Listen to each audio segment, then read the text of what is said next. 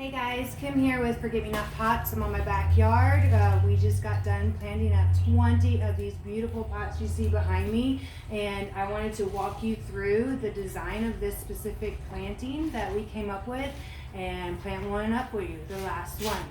First of all, we start off with an organic potting soil that we love to work with. It's full of organic materials. It's got sand, it's got soil, it's got bark. It's everything to feed your plants and keep them happy.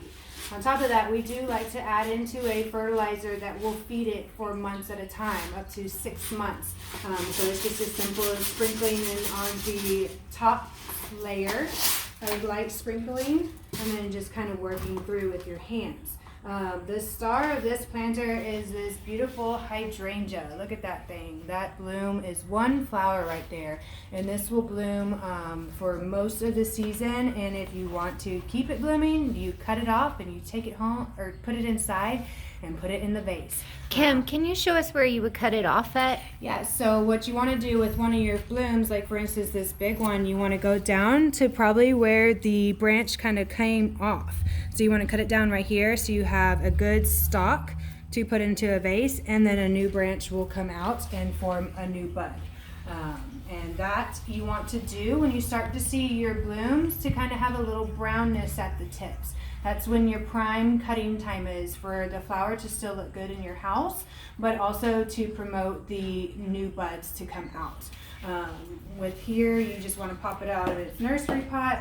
And this one is super pretty. It's very tall, so I'm going to position this one in the back.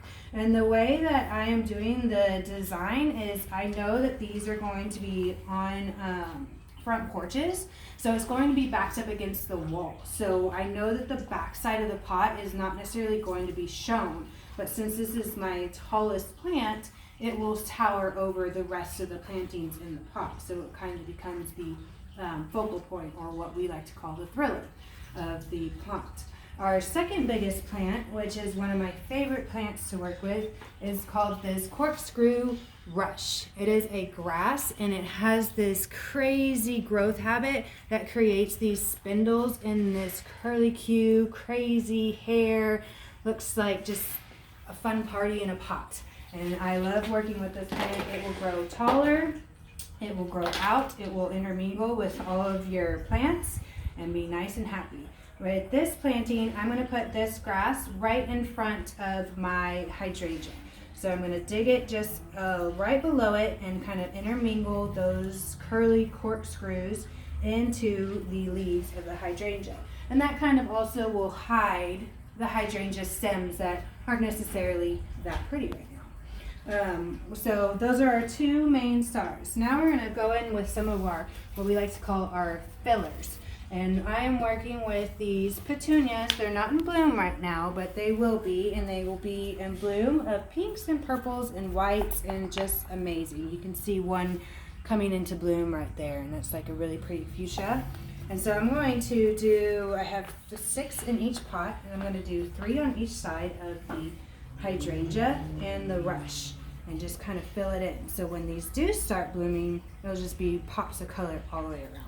Do you recommend deadheading these flowers? So these flowers will go out of bloom, and they will stay on the plant. Not too bad, because the new blooms will kind of cover them up, but aesthetically, if that's what looks better to you, then it's just a simple like pulling off that dead bloom. So but pretty much they like to what we call bury their dead. So a new bloom will come in place of the old one, but there is chances of you seeing the old bloom, yes. So deadheading is not necessary, but it's just more for looks, not for producing more blooms like the hydrangea. So I'm going to put 3 on each side, and I really like to squish them in there and get them all tight and close and cozy with each other, and it just makes a really full and lush pot. And because we know that these planters are going to be changed out, we are going to be changing them out midsummer. These will not like get super overgrown or crazy big within that time frame. Now if you were to do something like this on your own, maybe put 4 petunias rather than the 6, but for this, it's perfect. Okay, Okay, those are the petunias. Now we are working in the front. These are some showstoppers. These are called super bells. These are a mini petunia or a calibrachoa. These are a blooming powerhouse. Now these are going to fill in. I'm going to flank the sides right here. And these are going to have this mounding habit that'll kind of creep into the grass and also flow over the side of the pot.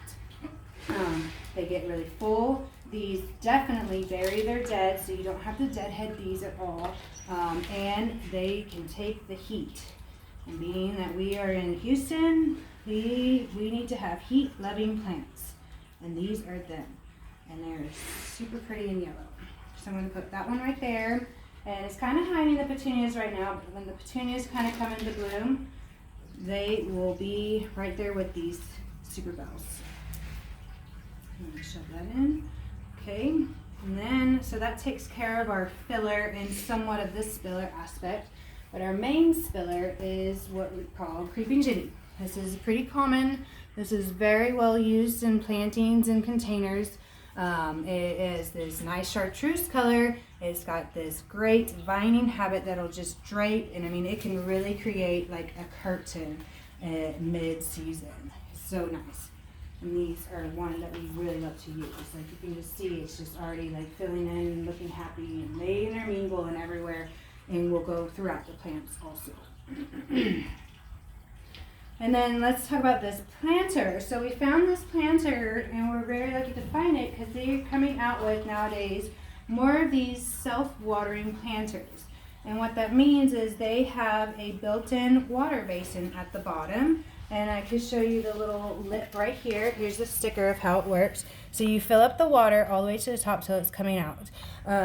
In the beginning, you will need to top water, but once these roots start going down and growing, they will start to know that there's a water source down there, and they will go there, and that's how they naturally want to be fed by water.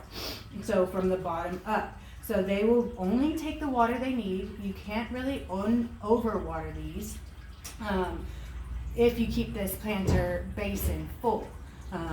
But in the beginning, like I said, you need to top water until those roots can get way down in there. But this is a cool find, and if you see one of these self-watering planters, like grab it. They're going to definitely keep your plants happy, especially here in our hot, humid summers.